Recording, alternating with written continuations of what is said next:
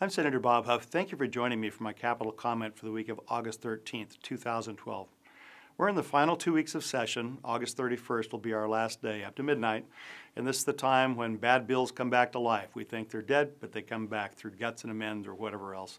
We have 900 plus or minus bills left to be resolved, so it's going to be an exciting 2 weeks. On these number of bills that we have are 14 job killer bills still in play. This is the name given by the California Chamber of Commerce that impose unnecessary regulations, costly mandates, or new taxes and fees.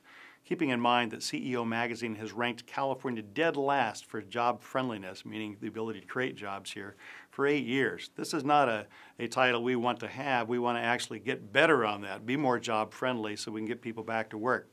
For more information on these bills, you can visit the website on your screen.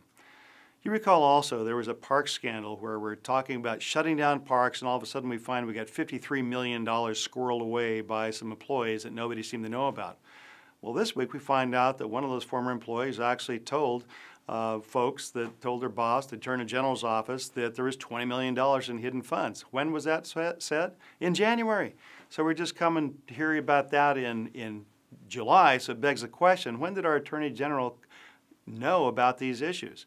Now, the Senate held an informational hearing this week trying to figure out who knew what and when, and Republicans had asked that these testifiers be sworn under oath. That's something we can do. They were not, so we still learned a lot of good things about this, but certainly not enough information to know who knew what when.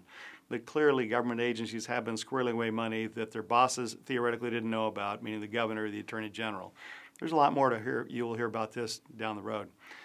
And then lastly, I'd like to say thank you to a job well done by my Capitol fellow, Ryan Cogdill. Ryan earned a bachelor's degree from UC Merced, earned a law degree from McGeorge, passed the bar exam on the first try, an extraordinarily gifted young man.